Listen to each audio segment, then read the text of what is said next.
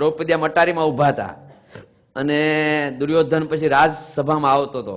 તેને આ બનાવ્યું તો એવું, જ્યાં સ્થળ હોય ના જળ દેખાય ને જળ હોય ના સ્થળ દેખાય, સમજ્યા ને? તો જ્યાં જળ સ્થળ હતું ને ત્યાં દુર્યોધનને સ્થળ દેખાણું એટલે એને ચોયણો ઊંચો કર્યો અને હાલ્યો. અને પછી આવ્યું જળ, ત્યાં સ્થળ દેખાણું, ચોયણાના એને ચોયણાનો પાંયસા નીચા કર્યા હતા, પલ્યો એનો ચોયણો. એટલે દ્રૌપદી ઉપરથી બોલ્યા આંધળાના તો આંધળા જ હોય ને, સમજ્યા ને? અને અને ભીમે મશ્કરી કરી. એનું પરિણામ શું આવ્યું? મહાભારત થયું. દ્રૌપદીની લાજ ભર સભામાં લૂંટાણી. માટે પ્લીઝ કોઈનું ક્યારેય પણ અપમાન ન કરીએ.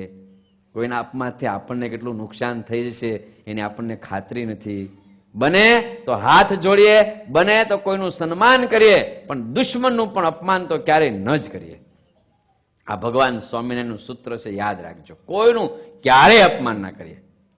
ન ફાવે તો હાથ જોડીને દૂર વયા જઈએ, એની સાથે સંબંધ ન રાખીએ, પણ અપમાન તો ન જ કરીએ. તમારા સંસારના ઝઘડા અપમાનથી જ હોય છે.